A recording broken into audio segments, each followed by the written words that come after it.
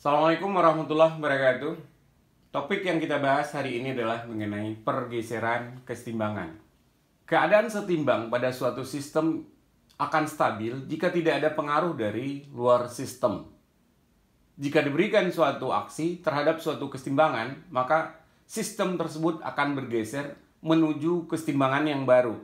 Henry Louis de Quetelet tahun 1884 itu menyampaikan bahwa jika terhadap suatu kesetimbangan itu dilakukan suatu tindakan atau aksi, sistem kesetimbangan tersebut akan mengalami perubahan atau mengalami pergeseran yang cenderung untuk mengurangi pengaruh tersebut. Jadi boleh kita katakan bahwa di sini suatu sistem yang berada dalam kesetimbangan, maka dia berusaha untuk mempertahankan kesetimbangannya. Dan jika ada aksi, maka dia akan berusaha untuk mengurangi aksi tersebut sehingga nanti terjadi pergeseran dan tercapai keseimbangan yang baru. Boleh juga kita simpulkan di sini bahwa reaksi itu adalah akan sama dengan min aksi. Ada beberapa hal yang mempengaruhi pergeseran keseimbangan. Di antaranya adalah konsentrasi. Selanjutnya suhu. Dan yang berikutnya adalah tekanan. Sekarang kita akan bahas yang mempengaruhi keseimbangan. Yang pertama adalah konsentrasi. Perhatikan reaksi berikut. Fe3+ direaksikan dengan SCN-, hasilnya adalah FeSCN2+. Nah, di sini Fe3+ itu adalah berwarna kuning jingga. SCN- itu tidak berwarna. Sedangkan FeSCN itu berwarna merah muda. Nah, apa yang terjadi jika konsentrasi Fe3+ itu ditambahkan? Maka yang terjadi adalah tentu dia akan bereaksi dengan SCN-. Nah, apa akibatnya? Maka warna merahnya akan semakin pekat. Berarti reaksi akan bergeser ke arah FeSCN2+. Kita ulangi. Berarti jika Fe atau reaktan ditambahkan, maka menyebabkan reaksi itu akan bergeser ke arah produknya. Sebaliknya nanti, ketika kita menambahkan senyawa tertentu, kalau ditambahkan dengan ion oksalat, maka yang terjadi adalah ion oksalat itu dia akan bereaksi dengan Fe3+. Artinya nanti adalah ion Fe3+ akan yang bereaksi dengan SCN- akan berkurang. Akibatnya adalah warna merah mudanya akan semakin terang. Dengan demikian, reaksi akan bergeser ke arah reaktan ini. Bagaimana halnya ketika konsentrasi FeSCN, dalam arti kata konsentrasi produknya nanti dikurangi atau diambil? Nah, yang terjadi adalah berarti reaksi itu akan kembali terjadi antara Fe dengan SCN-. Sehingga nanti lebih banyak kembali terbentuk FeSCN-. Dengan demikian, maka berarti reaksi akan bergeser ke arah produk kembali. Jadi, kalau kita kurangi hasilnya di sini, maka reaksi akan kembali terjadi antara Fe3+ dan SCN-. Sehingga nanti akan membentuk FeSCN2+. Dengan demikian, maka kesetimbangan akan bergeser ke arah produk kembali. Kesimpulannya adalah bahwa jika reaktannya itu ditambah, maka reaksi akan bergeser ke arah lawannya. Dalam hal ini adalah produknya. Jika Fe3+ atau reaktannya dikurangi, tentu reaktannya juga akan berkurang. Berarti jika reaktan dikurangi, maka reaksi akan bergeser ke arah yang dikurangi tersebut. Jika produknya dikurangi, maka reaksi akan bergeser ke arah yang produk itu sendiri. Yang kedua adalah pengaruh tekanan. Cuman diperhatikan di sini adalah pengaruh tekanan itu hanya berlaku untuk gas. Atau dalam hal ini pengaruh tekanan itu juga berlawanan dengan pengaruh volume. Kita perhatikan data berikut. Ini adalah reaksi antara H2 dan N2. Hasilnya adalah NH3. Jadi 3 molekul H2 bereaksi dengan 1 molekul N2 menghasilkan 2 molekul NH3. Perhatikan datanya. Ini adalah tekanan, ini adalah persentase NH3. Tekanan 10 atm, persentase NH3 adalah 50,7. Tekanan menjadi lebih besar, 30 atm, persentase NH3-nya 67,7. Dan ditingkatkan terus. Dan jika tekanannya adalah 100, maka persentasenya adalah 81,5. Berarti dapat kita lihat di sini, naiknya tekanan itu akan menggeser arah reaksi itu ke arah NH3. Artinya makin banyak NH3 yang terbentuk. Jadi dengan demikian, seperti yang dinyatakan sebelumnya itu adalah bahwa adanya aksi akan menimbulkan reaksi. Di sini berarti reaksi akan bergeser ke arah yang mengurangi tekanan. Yang mana yang mengurangi tekanan? Yaitu ke arah yang jumlah molekulnya lebih kecil.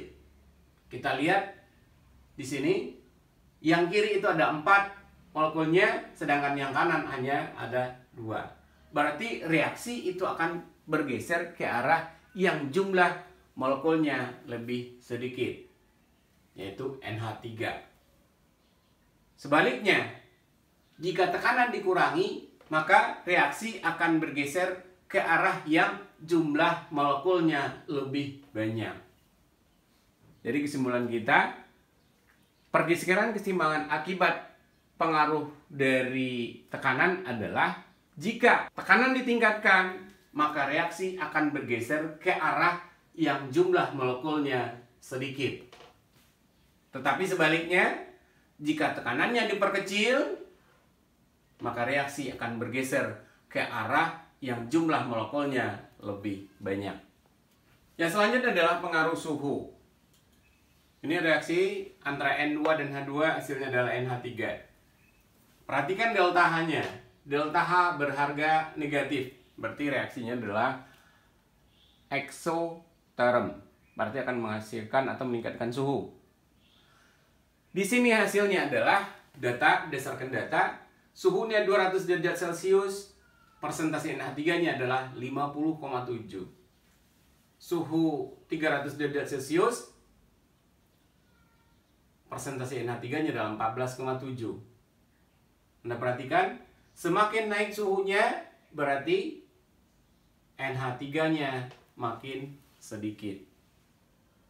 Artinya adalah, jika suhunya ditingkatkan, berarti persentasenya NH3 itu semakin berkurang. Dengan demikian, persentase dari N2 dan H2-nya akan makin bertambah. Dalam arti kata, jika suhu ditingkatkan, maka reaksi akan bergeser ke arah yang membutuhkan suhu. Karena seperti yang kita tahu, jika reaksi ke kanan itu berlangsung secara exotherm, maka reaksi sebaliknya itu adalah berlangsung secara endotherm. Jadi dengan demikian, jika suhunya ditingkatkan, maka reaksi akan bergeser ke arah pembentukan reaktan. Kenapa? Karena arah pembentukan reaktan itu yang membutuhkan suhu atau endotherm. Atau sebaliknya, jika suhunya turun seperti ini, seperti Anda bisa lihat bahwa persentase NH3-nya adalah meningkat. Artinya adalah kalau suhunya turun, maka reaksi akan bergeser ke arah yang exotherm. Artinya NH3-nya makin banyak. konsekuensinya N2 dan H2 makin turun. Kesimpulannya, dalam sebuah reaksi, perhatikan dulu tandanya apakah reaksi itu eksoterm atau endoterm. Jika reaksinya dalam bentuk seperti ini, N2 dan H2, reaksi ini kan eksoterm. Nah, jika suhunya ditingkatkan, maka reaksi itu akan bergeser ke arah yang endoterm. Berarti ke arah N2 dan H2. Sebaliknya, jika suhu diturunkan, maka reaksi akan bergeser ke arah NH3. Jika suhu diturunkan, maka reaksi akan bergeser ke arah yang eksoterm. Dalam hal ini adalah NH3. Kita lihat contoh berikut. A bereaksi dengan B, hasilnya adalah C dan D. Kalau kita perhatikan di sini, molekulnya di kiri ada 1, 2, ada 2, sedangkan yang di kanan adalah 2 ditambah 1, berarti ada 3. Perhatikan delta H-nya berharga positif, berarti itu adalah endoterm. Nah, tentukan arah keseimbangannya. Jika yang pertama, bagaimana jika suhu ditingkatkan? Nah, seperti yang kita bahas sebelumnya, bahwa jika suhu ditingkatkan, maka reaksi akan bergeser ke arah yang membutuhkan suhu, ke arah yang endoterm. Berarti reaksi akan bergeser ke arah C dan D. Itu yang pertama.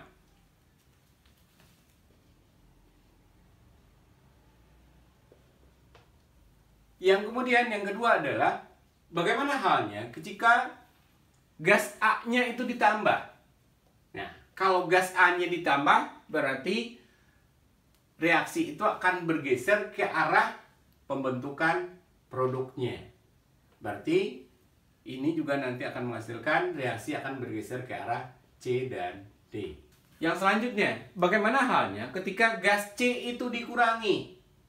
Kalau gas C-nya ini dikurangi, maka reaksi tetap akan bergeser ke arah yang dikurangi tersebut. Berarti reaksi akan bergeser ke arah C dan D. Kemudian tekanan diperbesar.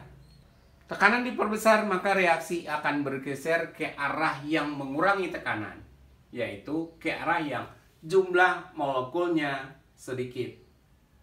Di kanan atau produknya ada 3, di kiri reaktannya ada 2. Berarti yang sedikit adalah reaktan. Berarti jika tekanan diperbesar, maka reaksi akan bergeser ke arah A dan B.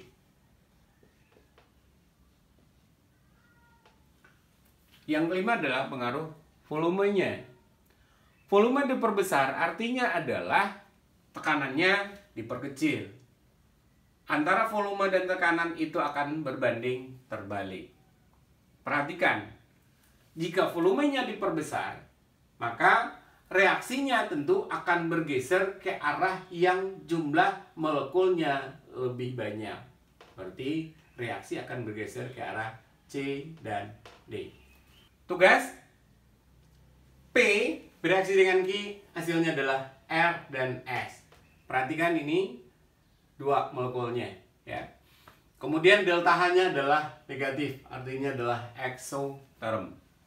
Tentukan arah pergeseran keseimbangan. Jika yang pertama adalah jika suhu ditingkatkan. Yang kedua, jika gas Q-nya ditambah. Kemudian yang ketiga, gas S-nya dikurangi. Kemudian tekanannya diperkecil. Dan yang terakhir adalah volumenya diperbesar. Demikian materi pergeseran keseimbangan. Mudah-mudahan bisa dipahami. Kita tutup dengan baca hamdalah. Alhamdulillahirobbilalamin. Assalamualaikum warahmatullahi wabarakatuh.